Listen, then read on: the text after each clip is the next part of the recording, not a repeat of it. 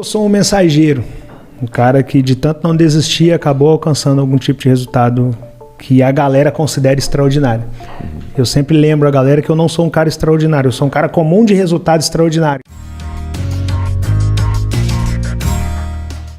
Primeiro é importante dizer pra galera que não se sacode uma árvore e cai um cara pronto lá de cima.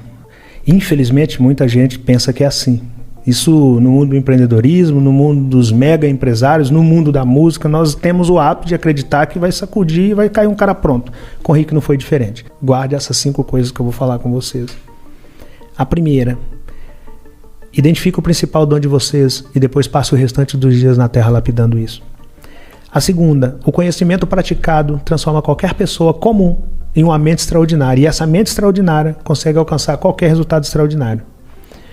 A terceira, não cobre da terra santa aquilo que você não semeou nela. A vida é a lei da semeadura. Se não plantou, não cultivou, não reclame do seu resultado.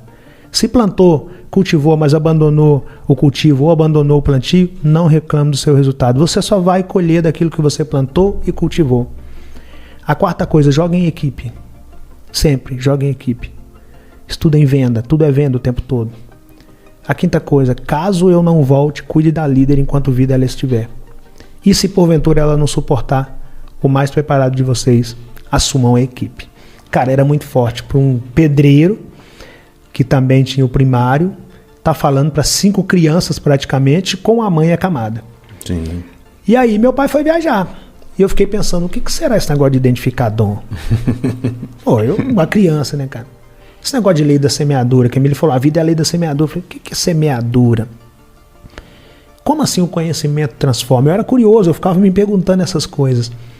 E aí um dia eu fui para a escola pública, né? E eu era o ralé da escola que eu estudava. Aí chego lá na escola, os garotos começam a falar que carne era gostoso. E eu não tinha comido carne até 7 anos de idade. Eu de fato nasci no caos do caos da miséria. A gente comia o básico do básico só para forrar estômago mesmo, para não ficar com fome. Aí eu entro na rodinha dos amigos de escola e falo, o que é carne? Aí eles riram de mim. Foi a primeira vez que riram de mim na minha vida. Aquilo foi muito marcante para mim, né? Aí eu guardei aquilo, fui para casa e cheguei lá, minha líder deitada, minha mãe, que eu chamo minha líder, cabeça toda enfaixada. Eu falei, mãe, o que é carne? Ela também deu uma risada. Eu falei, mãe, não é possível, porque até minha mãe vai rir de mim. Eu falei, por que a senhora tá rindo? Ela falou, meu filho, esquece isso. Eu falei, não, mãe, não vou esquecer não. Os meninos riram de mim lá na escola. Eu não vou esquecer. Ela falou, deixa eu te contar. Carne é isso, isso, isso. Mas não é pra gente não, meu filho. Isso aí é para outra classe, esquece isso. Eu falei, não, mas não vou esquecer. Como é que eu faço? O que eu tenho que fazer para comer carne todo dia? Ela vira para mim e falou, bom, para comer carne todo dia você tem que ter dinheiro. Para ter dinheiro você tem que trabalhar. Só que você tem 7 anos de idade, ninguém vai te empregar. Eu falei, peraí, mãe. Então a senhora está me falando que se eu começar a trabalhar e eu chegar no dinheiro, eu posso fazer o que eu quiser com o dinheiro, inclusive comprar carne. Ela falou, filho, mas não é tão simples assim não. Eu falei, não, mãe, tá tranquilo. Eu vou trabalhar. Aí ela deu mais uma risadinha, eu falei, a senhora tá rindo de mim novamente, eu vou guardar isso. Aí saí de pé da minha mãe e sentei lá na calçada e tô lá observando, pensando, como é que eu vou trabalhar, né?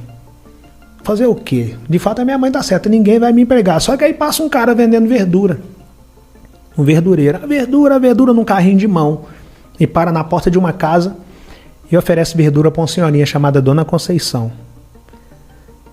Aí, pela primeira vez na minha vida, eu vi aquela cena clássica, a mercadoria passando para um lado e o dinheiro passando para o outro. Quando eu vi aquele cara pegando o dinheiro, eu falei, opa, esse cara tem dinheiro, esse cara pode comprar carne. Eu já tinha um lugar que eu queria chegar, comprar carne. Eu nem sabia que aquilo poderia ser propósito, que aquilo poderia ser um projeto, não sabia. Eu só sabia que eu queria comer carne. Falei, eu quero perguntar a esse cara como que ele chegou nessa verdura. Aí eu esperei ele fazer o atendimento dele, quando ele passou perto de mim, eu falei, moço, como é que o senhor fez para chegar nessa verdura? Ele virou para mim e falou, olha meu filho, eu tenho uma equipe. Falei, esse negócio de equipe deve ser importante. É a 3ª vez que eu ouço essa palavra. Falei, me explica a sua equipe, moço. Ele falou, bom, eu tenho um financeiro, que é quem compra a semente, eu tenho uma pessoa que planta, depois da pessoa que planta eu tenho uma que cultiva e depois eu tenho uma pessoa que colhe e eu sou o cara que vende. Quando ele falou, eu sou o cara que vende, falei, não, então eu quero ser o cara que vende, porque na minha mente o cara que vende era o cara que pegava no dinheiro, e o cara que pegava no dinheiro era o cara que podia comprar carne. Então eu só queria comer minha carne, né? Falei, eu quero ser o cara que vende. Ele deu uma risadinha, eu falei, o senhor é o 4º cara que ri de mim, mas eu vou comer minha carne, você vai ver. E aí entrei, viro para meus irmãos e falei, aqui ó, nós temos que formar uma equipe. E eu só tinha um irmão que trabalhava, que é o mais velho. E meu pai nos ensinou aquela ideia que eu falei no início, de que se por um lado não tínhamos muita coisa, por outro lado nós tínhamos uns aos outros. Então, por mais surto que fosse a ideia de eu falar que nós precisamos formar uma equipe, eles já tinham escutado a palavra equipe do meu pai, do nosso líder, então já não era novidade para eles aquela palavra e também não era um surto eu estar falando aquilo, sendo filho de quem nós éramos. Nós somos, na verdade. Falei, Ringo, você é o único que trabalha. Você compra semente, você vai ser meu financeiro. Uma criança falando com o irmão que ia ser financeiro. Você, Cláudio, vai plantar. Você, Dila, vai cultivar. Você, Romenigo, vai colher. E eu vou ser o cara que vende. Aí plantamos uma horta. Aí no outro dia amanheceu, eu fui lá, cadê o alface? Falei, não entendendo. O cara falou que era só plantar. E voltei no outro dia, cadê o alface? Voltei no outro, cadê uma semana depois, cadê o alface? Essa parte meu pai não me contou. Nem o cara da verdura me contou. Não nasce alface da noite pro dia. Existe um negócio chamado percurso natural das coisas acontecer. E aí você tem que ser paciente com o processo. Eu comecei a regrar todo dia e esperar. E ali eu não sabia, mas eu começava a desenvolver o controle emocional. De esperar o tempo necessário para que as coisas naturalmente acontecessem, desde que eu não tivesse abandonado o que eu tinha plantado e não tivesse deixado de cultivar aquilo que eu tinha plantado, para que eu pudesse colher quando aquilo crescesse de maneira saudável. Logo depois que o alface cresceu e eu comecei a vender, eu vendi tudo no primeiro dia. E no primeiro dia que eu vendi tudo, eu parei numa casa de carne. Eu não tinha essa noção que tudo era venda. Parei numa casa de carne, pedi o cara carne, ele me deu carne, eu paguei, fui para casa, falei com a minha mãe que eu tinha comprado carne, ela falou, cara, você conseguiu alcançar o objetivo. Aí eu fui para a escola no outro dia, felizão, falei, agora eu quero contar para quem falou quem riu de mim. E aí a minha professora, coincidência ou não, no outro dia ela falou, Joãozinho, não lembro o nome das crianças, Joãozinho, você quer ser o quê quando crescer? Ah, eu quero ser dentista, professora. Paulo, e você? Ah, eu quero ser advogado. Sandra, e você? Ah, eu quero ser médica. E a galera me chamava de Tuca. Tuca, e você? Eu falei, eu quero ser vendedor. A professora riu. Falou, Tuca, vendedor é um cara que deu errado em tudo e que o que sobrou para ele foi trabalhar com venda. Aí eu falei com ela, também nem sabia do que eu estava falando, mas eu falei, professora, vendedor é o cara que come carne. Se ele é um frustrado, eu não sei, mas eu quero comer minha carne. Mal sabia eu que eu estava me apaixonando pela profissão das profissões. Tudo é venda. Absolutamente tudo é venda. Tudo é venda. E eu comecei a me apaixonar pela venda porque foi a venda que me possibilitou comer carne. Mas ali eu ainda não estava tão apaixonado. Eu comecei a apaixonar mesmo, foi a partir do momento que eu comecei a vender todo dia, minha horta acabou. Cheguei lá e falei, pô, cadê meu alface? Não entendi, acabou o alface. E quando acabou o alface, eu percebi que eu não poderia deixar meus clientes na mão.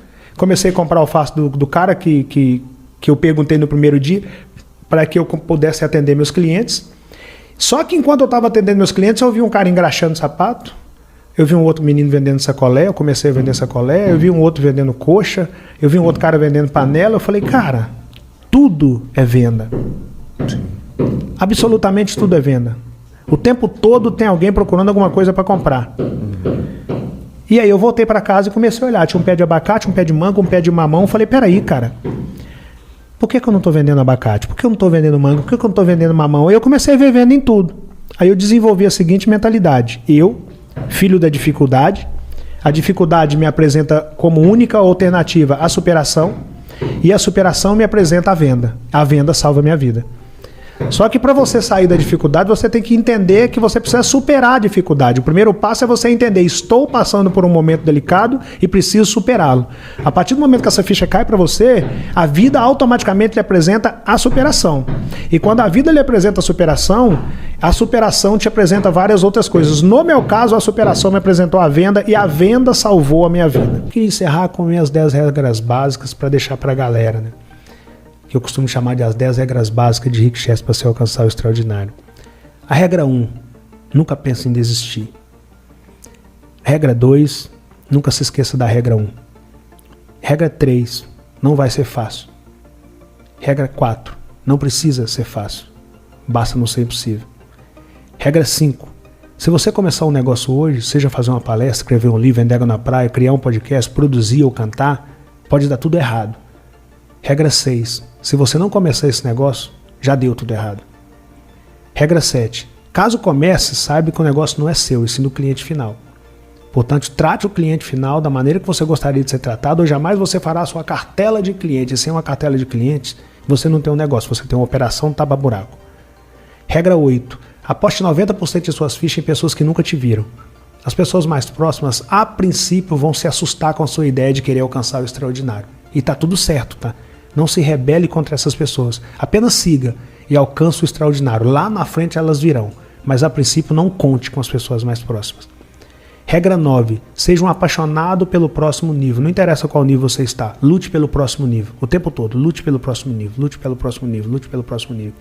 E regra 10. Só considere que a sua ideia está validada após testá-la por 2 anos, no mínimo. Mas, se necessário for, faça igual o Rick. Espere 40.